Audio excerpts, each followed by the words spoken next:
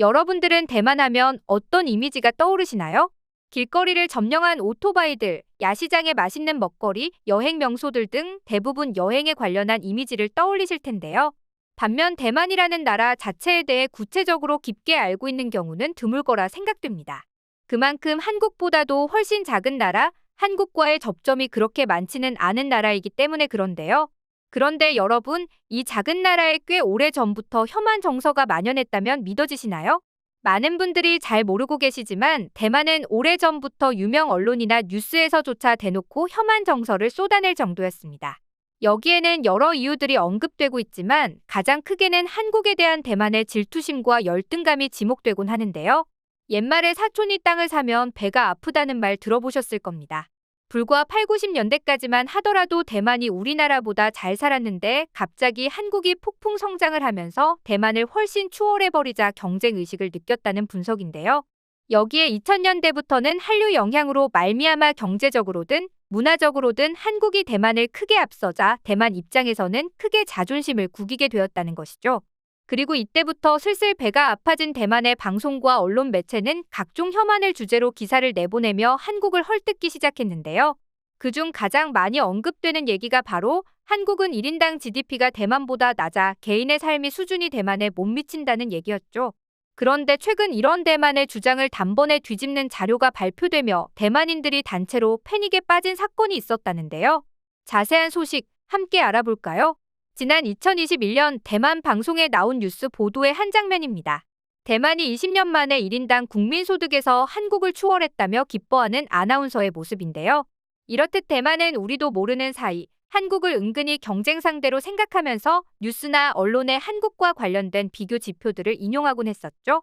그러면서 이에 못지않게 많이 언급된 게 바로 혐한 정서인데요. 사실 많은 분들이 잘 모르고 계시지만 대만은 꽤 오래전부터 혐한 정서를 공공연히 드러내왔습니다.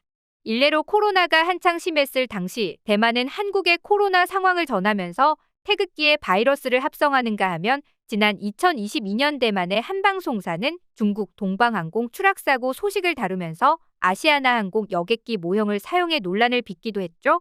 사실 대만이 이렇게 은근히 혐한 정서를 드러낸 데에는 1992년 한중 수교 문제가 가장 많이 언급되고 있는데요. 당시 중국과 수교하려면 대만과의 단교가 동반되어 있어야 하는 조건 때문에 어쩔 수 없이 단교했는데 이때부터 대만이 한국에 크게 배신감을 느꼈다는 주장입니다. 하지만 많은 전문가들은 단교 이전부터도 대만에 혐한이 만연했다고 분석하고 있는데요. 가장 큰 배경에는 오프닝에도 언급했다시피 대만의 질투심과 열등감이 지목되고 있죠. 원래 한국과 대만은 아시아의 4마리 용에 비교되며 비슷한 성장 가도를 달리고 있었지만 어느샌가 한국이 대만을 훨씬 초월해버렸는데요.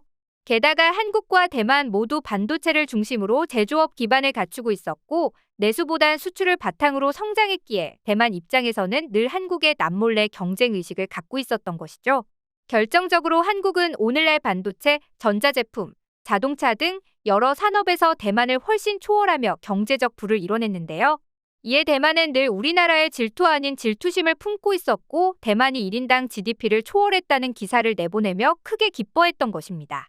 하지만 과연 이 뉴스 보도의 내용처럼 대만인들은 이런 경제적 혜택을 잘 누리면서 살아가고 있을까요? 결론부터 말하면 전혀 그렇지 않습니다. 오히려 대만은 지금 한국에 비해 턱없이 낮은 급여로 인해 자국민들이 느끼는 불만이 이만저만이 아니라고 하죠. 그렇다 보니 대만 정부의 이런 뉴스 보도가 시큰둥하게 느껴질 수밖에 없다고 하는데요.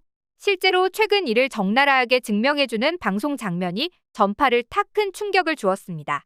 올해 4월 방송된 해당 프로그램은 가정의 달 특별기획으로 대만의 월급 수준을 조사했는데요. 이 방송에서 대만 젊은이들의 턱없이 낮은 월급 수준이 보도된 겁니다. 인터뷰에 응한 한 석사 출신 직장인의 월급은 100만 원 중반대에도 못 미치는 것으로 나타났죠. 그의 아내의 경우 석사까지 마쳐서 학사인 자신보다 월급이 높은 편인데도 177만 원을 받는다고 전했는데요. 또 다른 이의 인터뷰에 따르면 자신은 소득이 엄청 높은 편인데도 월급이 300만 원을 조금 넘게 받는다고 이야기했죠. 즉 평균 월급은 우리나라의 최저시급에도 한참 못 미치는 수준이고 대만에서는 엄청 높은 축에 속하는 월급도 우리나라에선 중위소득보다 조금 많은 정도였다는 점이 충격이었는데요. 이를 수치적으로 예를 들면 그 심각성이 더욱 와닿습니다. 실제로 대만 노동부가 발표한 2022년도 초임 인원 임금 통계에 따르면 2022년 12월 대만의 대졸 졸업자의 평균 급여는 3만 1천 신대만 달러, 즉 우리 돈으로 약 135만 원으로 집계됐죠. 이는 대한민국의 최저임금에 한참 못 미치는 금액입니다. 심지어 이마저도 전년도인 2021년보다 5천 신대만 달러, 약 22만 원 증가한 수치였다고 하는데요. 그나마 대만에서 초봉이 가장 많은 의학, 위생학 전공학사 대졸자조차도 약 165만 원가량 받는 것으로 알려지며 저임금 상황이 고스란히 드러났죠. 그렇다면 이쯤에서 문득 궁금증이 생깁니다. 국가 경제 성장은 빠른데 1인당 소득은 한국에 비해 터무니없이 낮은 이유는 과연 뭘까요? 이는 대만의 경제 구조를 살펴보면 답이 나옵니다. 대만의 하청 대기업들은 대부분 해외의 고객사들의 수요에 절대적으로 의존하는 수동적인 산업 성향을 띠고 있죠. 그렇기 때문에 언제 일감이 끊어질지 장담할 수 없고 경쟁력이 떨어지면 바로 하청이 다른 곳으로 넘어가기 때문에 상대적으로 노동자의 몫은 그만큼 줄어들 수밖에 없는데요. 이런 산업 구조를 가진 나라에서 당연히 중요한 경쟁력은 인건비가 될 수밖에 없습니다. 회사가 이익을 남기기 위해서는 뭔가 지속적으로 나가는 비용 구조를 낮춰야 살아남을 수 있고 그러다 보니 근로자들의 인건비를 어떻게든 누를 수밖에 없는 악순환이 반복되고 있는 것이죠. 즉 결국 이들 기업은 박리담의 효과를 노리며 원가 절감을 통한 마진 관리에 포커싱을 두기에 개인의 임금이 올라가기 힘든 구조를 갖고 있는 것인데요.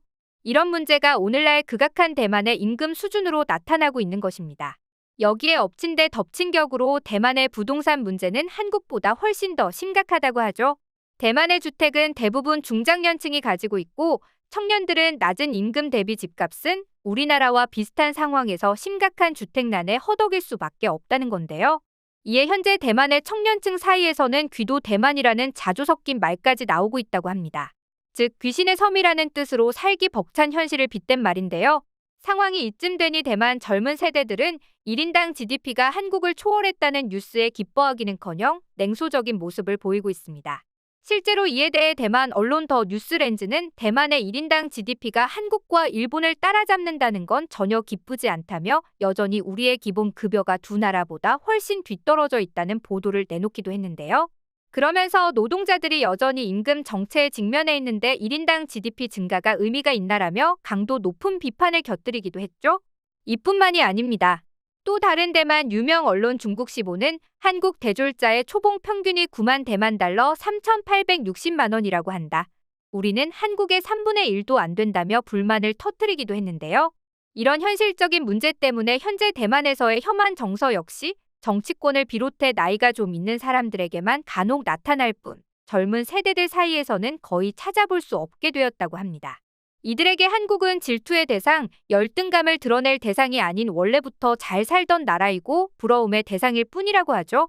그도 그럴 것이 오늘날에 이르러선 반도체, 전자제품, 자동차 산업부터 시작해서 전 세계에서 그 영향력을 행사하고 있는 한류 산업에 이르기까지 문화 강국으로 우뚝 발돋움한 상황에서 대만의 젊은이들의 인식은 점점 한국 문화에 대한 동경으로 바뀌고 있기 때문인데요. 한편 대만 정부는 고물가, 저임금, 고부동산 문제에 직면해 추락할 대로 추락한 자국민들의 민심을 돌릴 수 있을까요? 그 귀추가 주목됩니다.